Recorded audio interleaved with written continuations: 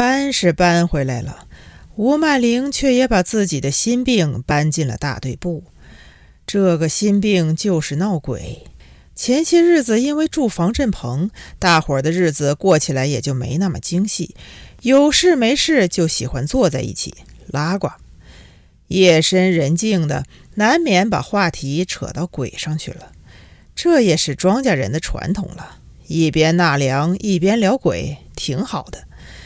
居然把大队部闹鬼的事儿给翻了出来。这件事是怪不得广里的，是吴曼玲自己把这件事挑起来的。吴曼玲说：“广里呀，那一天你说大队部闹鬼，吞吞吐吐的，真的还是假的？”广里说：“当然是真的。”吴曼玲说：“说过来听听噻。”广里说：“你怕不怕？”吴曼玲笑了，说：“我可是唯物主义者，不信鬼，不怕鬼，说来听听。”其实话题说到这儿，广里家的给广里递过一个眼色，不巧是在夜里头，广里没有看见，话匣子一下子就打开了。闹鬼的事情说起来话长了，还是解放前了，那时候还没有大队部呢，是一个土地庙，怎么会闹鬼的呢？土地庙的门前杀了一个人，王二虎。当年王家庄的一个暴发户，王二虎有多少钱呢？这么说吧，你到赤脚医生王兴龙家走一趟就知道了，那3间大瓦房就是王二虎留下来的。王二虎这个人怎么说呢？人倒也不坏，就是太有钱，太活络，胆儿太大，什么生意都敢做。日本人来了，他也不避讳，还跟高丽棒子们拍拍打打的。1945年日本人投降了，日本人一走，仗还得接着打呀。为了调动穷苦人的积极性，怎么办呢？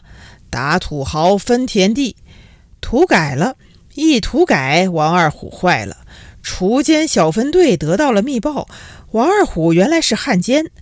小分队当天夜里就把王二虎摁在了被窝里，嘴里塞了一块抹布，五花大绑拉到了土地庙的门前，一拉过来就用铡刀铡了。王二虎的脑袋在地上滚了4-5个圈，最后被一块砖头挡住了，还皱着眉头咂嘴。后来有人说王二虎冤，他这个汉奸其实也就是卖给了日本人200斤大米，因为冤就变成了鬼。这个鬼特别了，只有脑袋没有身子，到了下雷雨的夜晚，只要天上的闪电一亮，鬼以为是铡刀就出来了，就一颗脑袋，还有一张脸悬在半空中随风飘，一见到人他就要盯着你问：我的身子呢？好多老人都见过，但你不能对他说实话，你要说被狗吃了，王二虎就走了。吴曼玲搬回到了大队部，一到了夜里总是想着王二虎，那颗孤零零的脑袋也就飘进来了。是的，吴曼玲是一个唯物主义者，不信鬼，但是吴曼玲显然忽略了这样的一个基本事实：唯物主义只有在太阳的下面才有它的爆发力，一到了夜晚，当物质被黑暗吞噬之后，唯物主义也就成了夜的颜色，像魂，不像物。大队部是巨大的，这巨大的黑色的空洞会强烈而又有效地把吴曼玲包裹起来，像她的皮肤。这一来，吴曼玲的恐惧就切肤了，洋溢着阴森森的气息，很抽象。但阴森就是这样一种东西，越抽象才越具体。有时候能具体到王二虎的表情上去，他紧皱的眉头，还有他的咂嘴。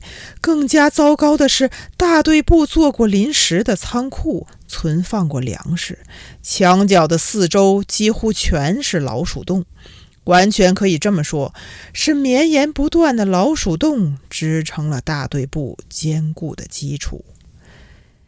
一到了夜间，老鼠们出来了，神情庄重，气宇轩昂。他们聚集在一起，先是开大会，再是开小会，然后就是分组讨论。这讨论是公开的，又是秘密的，叽叽喳喳，轰轰烈烈。他们争吵、哄抢、囤积、磨牙、厮杀，附带还要从事繁忙的性活动，大呼小叫，几乎就是闹鬼的声音。吴曼玲恐惧已极，却又没法说。一个唯物主义者怎么可以说自己怕闹鬼呢？吴曼玲就买来了一只手电，放在了枕头边上。每一天临睡之前，还要把高音喇叭的麦克风拉到床前。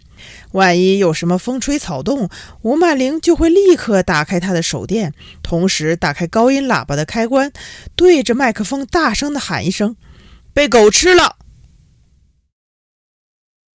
闹地震的日子里，混世魔王一直待在房间里，没有搭防战棚，主要还是因为懒。混世魔王也真是好本事，这么大热的天，他在房间里就是待得住，这里坐坐，那里躺躺，瞪着一双大而无光的眼睛，不晓得他在想什么。到了吃饭的时候，他就拿点米，拿点山芋，加上水烧熟了，然后就着盐把山芋饭咽下去。每天要做的事情也就是这么多了。这个人真是懒得出奇，一身的懒肉，一身的懒筋，一身的懒骨头。其实混世魔王以前倒不是这样。刚刚来到王家庄的时候，混世魔王蛮利索的，挺活泼的一个小伙子，又积极又肯干，性子也开朗。闲下来了，混世魔王就要到王家庄小学的操场上去打篮球。他在篮球场上的身手和他干农活的身手一样敏捷，唯一不同的是，打篮球的时候他又多了一份俊朗。他的运球、过人、远投、三步篮，每一样都做得精准有力，同时还舒展大方，是进攻与防守的核心。人们一定还记得，当年有好多人捧着饭碗看混世魔王打球，为他叫过好，为他喝过彩呢。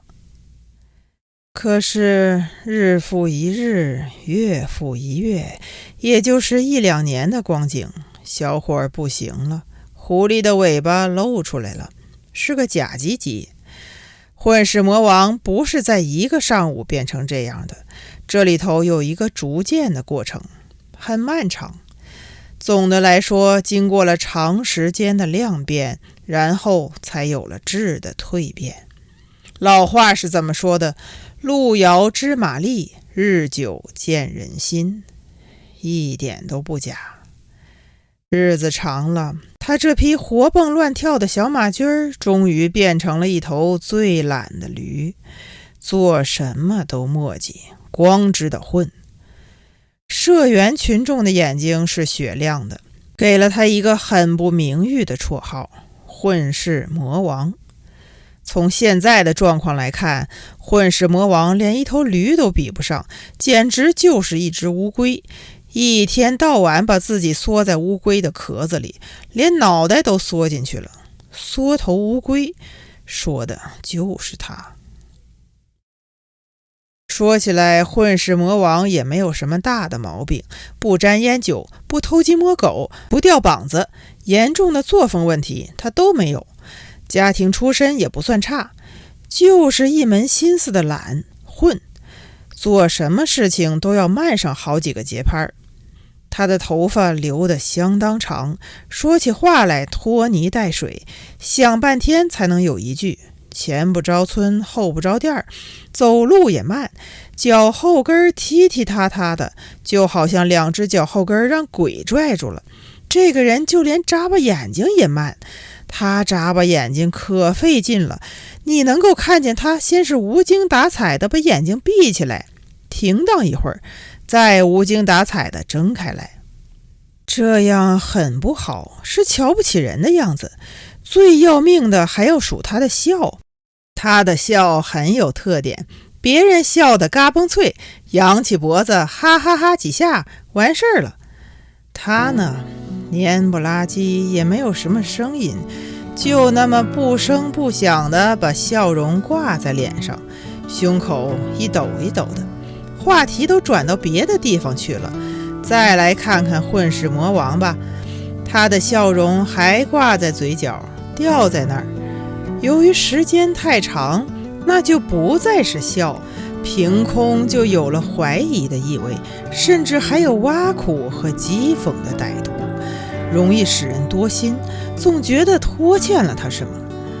总之，他的肉笑了，皮就不笑；皮笑了，肉就不笑，很阴，一副非常不买账，想和谁对着干的样子。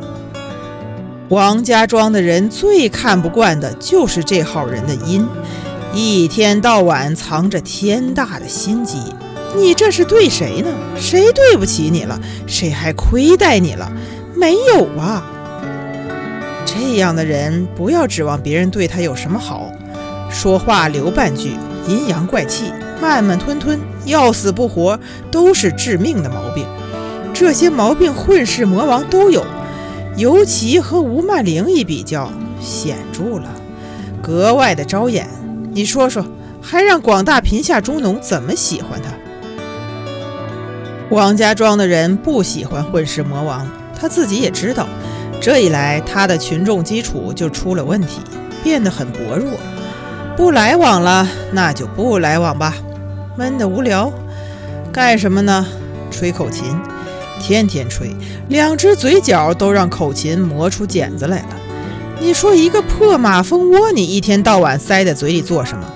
又不甜又不咸，混世魔王这个人少一窍。王家庄的人其实都是知道的，混世魔王这样落魄有一个十分要紧的原因，懒只是一半，还有一半是嫉妒。知青们一个接着一个走了，上大学的上大学，返城的返城，病退的病退，进工厂的进工厂。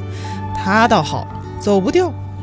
混世魔王看在眼里，暗地里和别人做了比较，一比较就彻底泄了气。这是能比的吗？老话是这么说的，缸不能比盆，人不能比人，人比人气死人。走不掉就走不掉吧。混世魔王偏偏不这样想，他想不通，采取了一种近乎下三滥的抗争方式，破罐子破摔。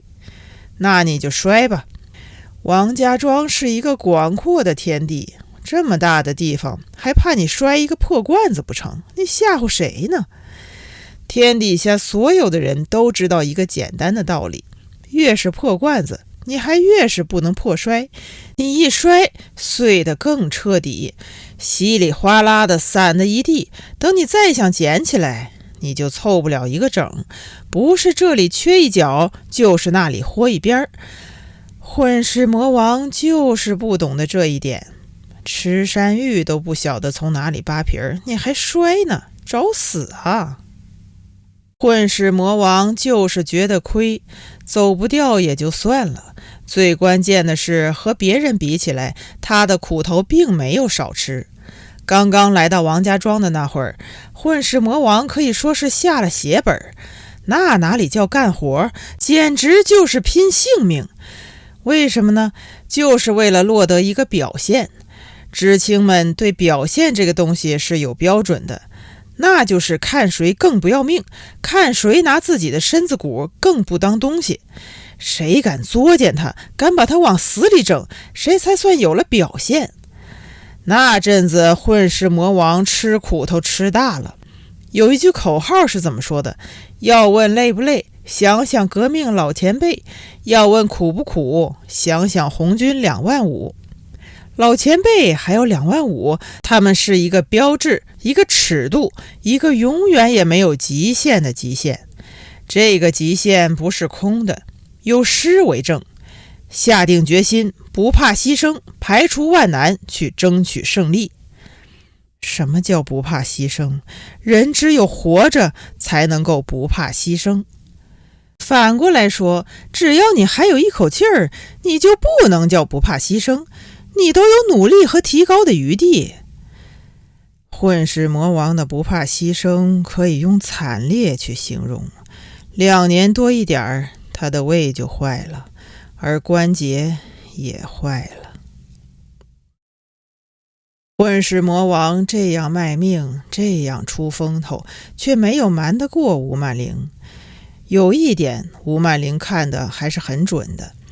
混世魔王这样积极，动机就不健康，隐藏了许多致命的问题。作为一个小店员的后代，混世魔王的身上具有浓郁的投机心态，他真正迷恋的还是一锤子买卖。换句话说，他这样过分的卖命，目的是为了早一点离开，这才是他与生俱来的真本性。他的积极是假的，他的热情是假的，他的不要命也是假的。这些都只是一个表象，变相的投机才是真的。骨子里还是贪婪，在最短时间内捞足本钱罢了。吴曼玲在知青团支部的生活会上毫不留情地指出了这一点。吴曼玲同时还指出，混世魔王在篮球上的动机同样有问题，那不是为了锻炼身体，是出风头。篮下都空了，你为什么不立即投篮，而要等防守的队员上来了你才出手？吴曼玲的话说到了点子上，后来的事实也证明了这一点。当混世魔王失去了上大学的机会之后，他由最初的冒进一下子退化到后来的逃跑与消极。所谓的胃病，所谓的关节炎都是借口。谁没有胃病？谁没有关节炎？疾病在精神之外，在革命之外。说到底，疾病是可耻的，它是软弱和无用的挡箭牌，懈怠和懒惰才是病。不良的动机是一个知识青年的不治之症。到了1976年，王家庄的知青都走了，就剩下2个人，吴曼玲、混世魔王。这里需要强调一下，同样是留下了，在意义上是有高下的。混世魔王是走不掉，而吴曼玲是不想走，不能混淆了。按理说，一男一女，年纪轻轻的，又是老乡，理当格外的体恤才是。你帮帮我呀，我再帮帮你。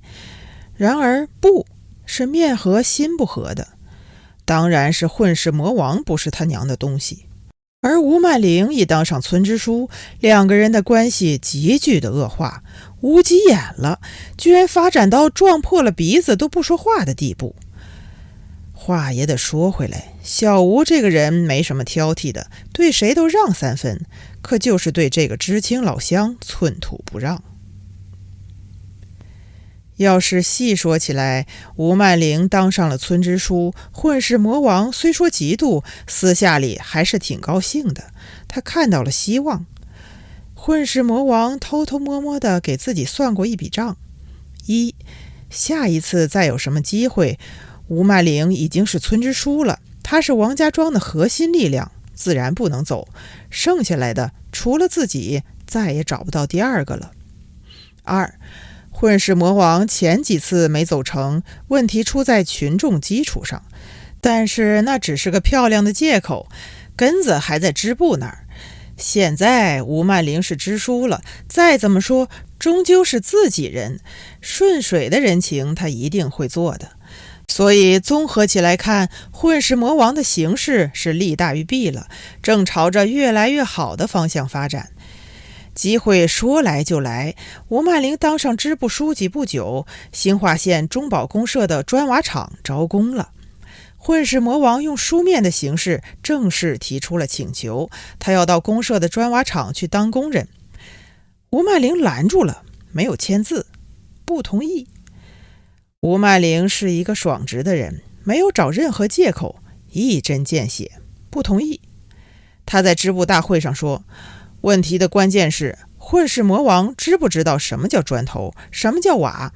一个人连他自己都不想做一块砖头，都不想做一块瓦，你还能指望他做什么？吴曼玲说，砖头还有瓦，说到底还是泥土，然而不同于一般的泥土。砖头和瓦是上规矩成方圆的泥土，是经过烈火考验的泥土。对混世魔王来说，他最需要的是从模子里走一遭，从烈火中滚一遭。他最需要的不是变成砖瓦，而是做好泥土，这是一个基础。这一次的打击对混世魔王来说是致命的。这就是说，他不仅没有资格成为砖头，成为瓦，他连做一块泥土的资格都没有具备。前面的努力算是白费了。混世魔王终于看清了一个最基本的事实，他这一辈子是走不掉了。比较起别人来，被自己人踩在脚底下，那才是最糟糕的。什么叫自己人踩自己，踩得两头都冒屎？这就是了。混世魔王一下子就明白了，吴曼玲是舍不得放他走的，他必须作为吴曼玲的陪衬生活在王家庄。没有混世魔王的道高一尺，哪里有他吴曼玲的魔高一丈？不怕不识货，就怕货比货嘛。这一比就把吴曼玲的光芒万丈给衬托出来了。吴曼玲多机灵的一个人，怎么肯放他走？人家舍不得呢，那就待着吧。混世魔王死心了，踏实了，不能到公社里做一块砖，一片瓦，还不能在王家庄做一根草吗？做草好，做草好啊！野火烧不尽，春风吹又生，喝西北风都能够绿一大片。这么一想，混世魔王反而高兴了，明白了，心里想，你奶奶的，我走不了，你也走不了，那咱们两个就这么耗着。你是卖鲜鱼的，我是卖咸鱼的，我倒要看看是你这条鲜鱼经得起耗，还是我这条咸鱼经得起耗。端方是一头无头的苍蝇，找不到人说话。大中午的，还是扑到合作医疗这边来了，却扑了一个空。合作医疗的门居然锁上了，那就到混世魔王那边坐坐吧，也只有到那边坐坐了。混世魔王还是那样，躺在地上，脑袋枕在胳膊上，小腿翘在大腿上，闭着眼睛，一门心思吹他的口琴。其实混世魔王天天都是这样的。端方望着混世魔王的口琴，心里头想，三丫要是一把口琴就好了，捂在手上，想一口就是一口。就这么想着，混世魔王却把口琴丢在了草席上，依旧闭着眼睛，说，端方，知道我在想什么？还没等端方作答，混世魔王已经坐起来了，睁开眼，歪着嘴，兀自发笑。混世魔王说，我就想步行回南京，喝一口汽水，再步行回来。就算走上8天8夜，能喝上一口汽水也值得。混世魔王就那么点着头，把刚才的话又重复了一遍，转过脸来对端方说，端方，你要是能让我喝一口汽水，我情愿钻你的裤裆。混世魔王这是说笑了，带有没话找话的意思，附带拿端方打打趣。端方知道什么是汽水呢？他哪里能体会到汽水进嘴之后万箭齐发的滋味？对牛弹琴了。但混世魔王还是作证了，伸出了一只指头，他打算好好给端方讲一讲汽水，讲一讲上海的汽水与南京的汽水之间那种微妙的动人的区别。端方伸出了手，把混世魔王的胳膊连同他的那一根指头一同摁了下去。端方说，我给你一瓶汽水，你把口琴送给我。”混世魔王笑了，是出声的那种笑，难得了。混世魔王的笑声在大仓库里头回荡。混世魔王把手里的口琴递到端方的手上，说：“去拿汽水。”端方把口琴放下，表情是认真的。他站了起来。混世魔王躺下身子，重新闭上了眼睛，开始哼唧，还用翘着的脚尖打起了拍子。混世魔王说：“你要是能让我喝上汽水，我把我的舌头割下来送给你。”端方在门口说：“舌头我自己有。”兴隆的家真是气派了，不只是在王家庄，就算扩大到方圆几十里，也能称得上是最著名的建筑。虽说旧了，气象还在，砖是砖，瓦是瓦，在砖头与砖头之间，则是工工整整的勾勒，没有一处潦草的痕迹。青黑色的，高大巍峨，是森严的派头。让周围低矮的草房子一比较，简直可以用壮丽来形容，带有拔地而起或者从天而降的突发性。说起兴隆家的这3间瓦房，不能不提的是兴隆的父亲老于叉。老于叉在王家庄可以说是一个顶级的人物了。要是认真的数一数，王家庄一共有2个积极分子，一个是许半仙，另一个就是老于叉了。可许半仙毕竟是一个邋遢的婆娘，她的功夫只局限于嘴皮子上，雷声大雨点小，无风3尺浪，见到风就是雨，带有戏子的成分，是戏台上的丑蛋，让大伙寻个开心罢了。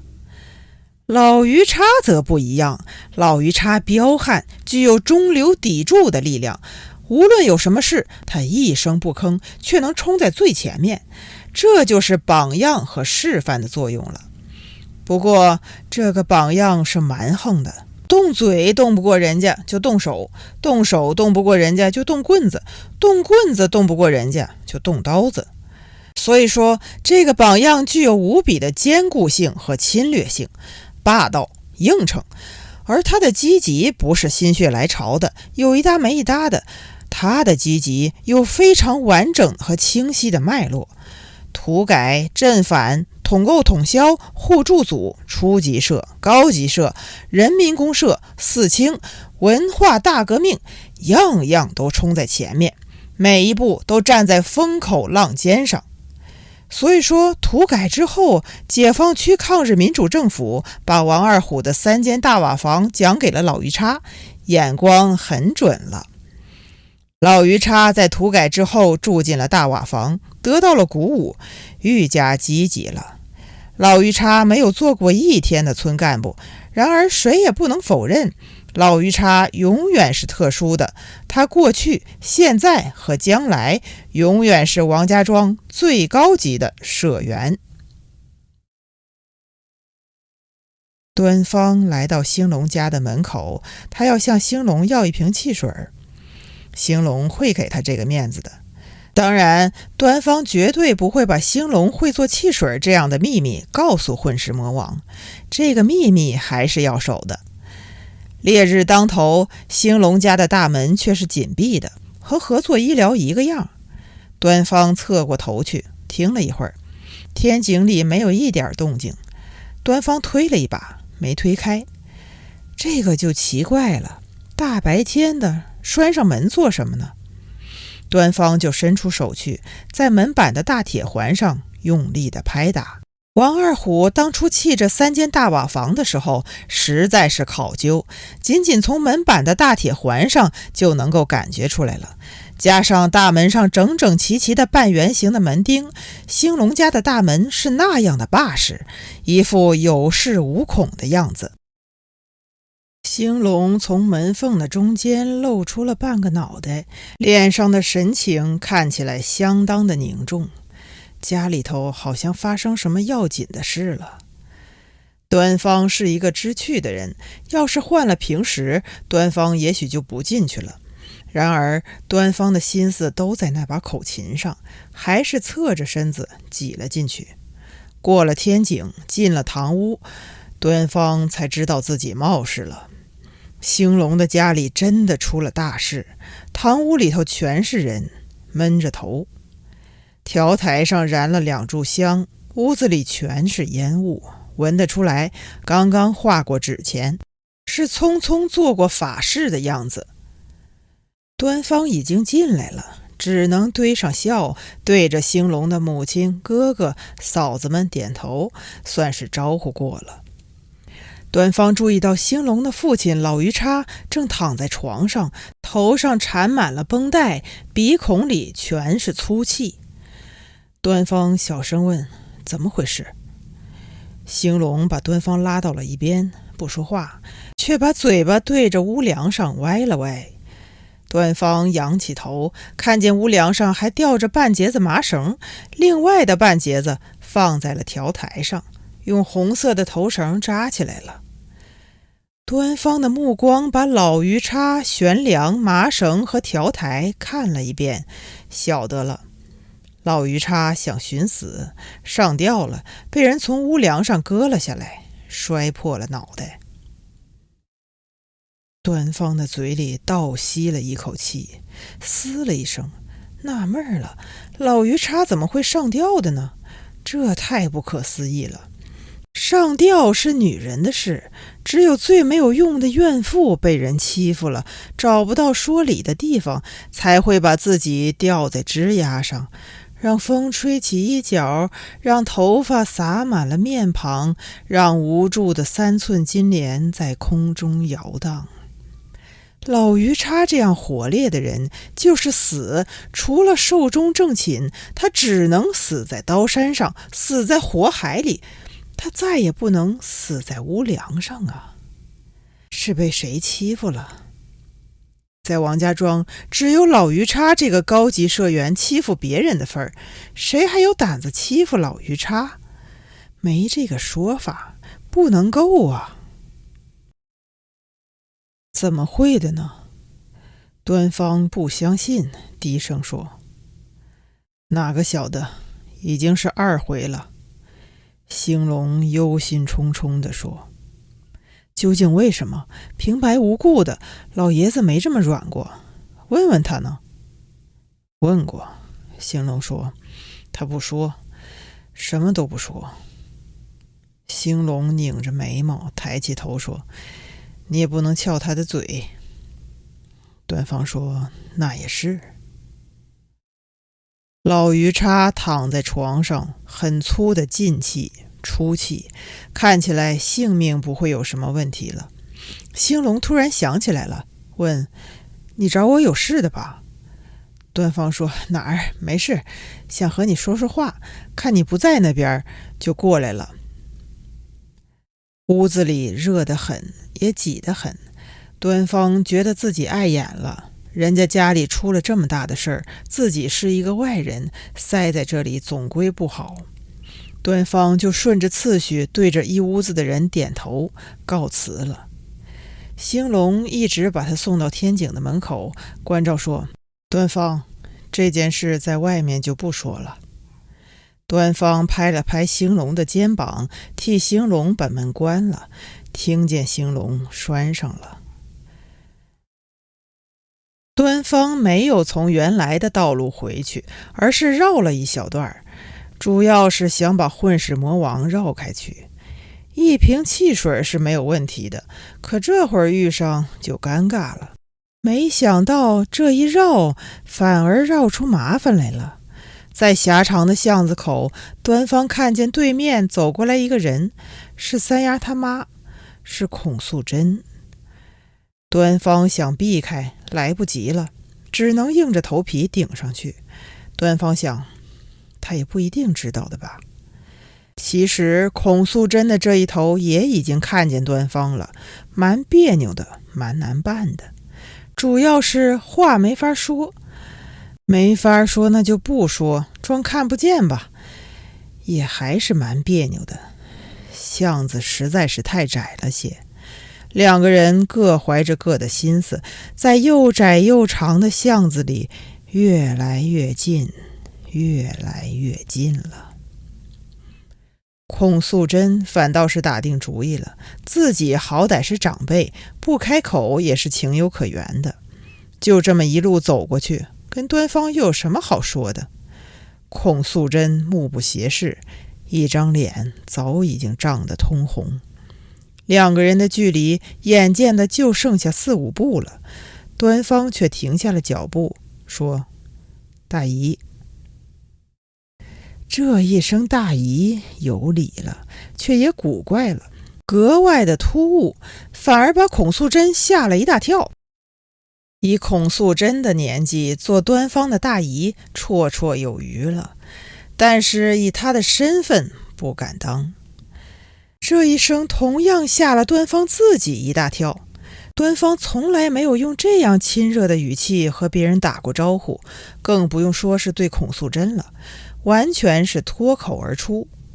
说出口以后，自己再一听，有了巴结的意味，是打人家女儿主意的意思了，心里头愈加别扭了。孔素贞到底有了一把年纪，也站住了，镇定了下来，口气客客气气地说：“是端方呢。”孔素贞想，个天杀的，把我好端端的女儿睡了，占了天大的便宜，你倒像没事一样，这么大热的天还在这里闲逛呢。想起自己的女儿这些日子所受的委屈，孔素贞抽端方耳刮子的心思都有。但端方这孩子好歹还尊了他一声大姨，知书达理了。孔素贞看了看四周，没人，想对端方交代两句，是狠话，是警告的话，别再招惹我们家三丫了，要不然我可就不客气了。孔素贞想了想，也没有想得起什么狠话来，就是有也说不出口。孔素贞意外地伸出了她的胳膊，搭在了端方的肩膀上，恳切地说：“端方呢，拜托了。”这句话含糊了，可意思又是明确的。端方，你少和三丫来往了。看起来孔素贞还是知道了。端方一阵的害臊，想起了他和三丫的疯狂种种，端方的脸顿时就变成了猪肝，禁不住低下了脑袋。但端方从孔素贞的语气当中立即看到问题的另一面，他和三丫的事怕败露的是孔素贞，而不是自己，似乎是，要不然他这么客客气气的做什么？他这么低三下四的做什么？这么一想，端方就顾不得害臊，心里头反而看见底了，心口突然涌上了一股说不上来路的大胆。我偏就和他好，你又怎么样？不声不响的，其实是欺负人了。端方也含糊其辞了，十分孝顺的回答说：“知道了。”端方郁闷的心情一下子亮堂了许多，连步伐都强劲有力了。孔素贞知道了，知道就知道吧，他不能把我怎么样。回到家，没想到家里头却来人了。所有的人都很高兴，只有母亲沈翠珍不太高兴，笑容在脸上也有些勉强。红粉的毛脚女婿贾春干上门了，正在吃茶。所谓茶，其实和茶无关，而是红糖煮鸡蛋。这是王家庄流传下来的风俗了。王家庄虽说穷，在吃茶方面却有很深的讲究，一般的客人是吃不上的。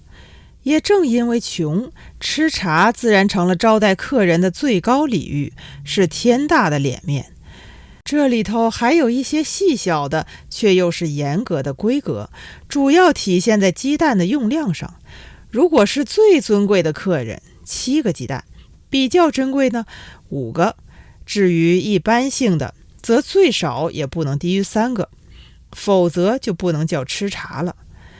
这就体现了主人的礼数，而这个规格并不仅仅体现在主人的这一边，同样体现在客人的这一头，也就是客人的吃。你不能把碗里的鸡蛋全部吃光，要在碗里剩下2个，以示吃不下。这就文雅了，也表示主人的盛情有所盈余。按理说，毛脚女婿上门还达不到吃茶的规格，你是上门来奉承丈母娘的，吃什么茶呢？但是红粉年底就要出嫁，毛脚女婿眼见的就要转正，成为正式的女婿，所以贾春干刚刚放下礼物，沈翠珍就使唤红粉烧茶去了。在这样的光景底下，给贾春干1分脸，其实就是给红粉1分脸了。你看看红粉是怎么干的，呼噜一下就往锅里砸了7个鸡蛋。沈翠珍看在眼里，脸上笑着，心里头骂道：个少一窍的东西，做什么事情都不晓得轻重。春干将来是你的男将，又不是你的祖宗，你打7个鸡蛋做什么？鸡蛋不是你生的，是不是？一抬屁股就犯贱。好在春干倒是一个讲理的小伙，喝了不少的汤，鸡蛋只吃了1个，碗里头还剩了6个。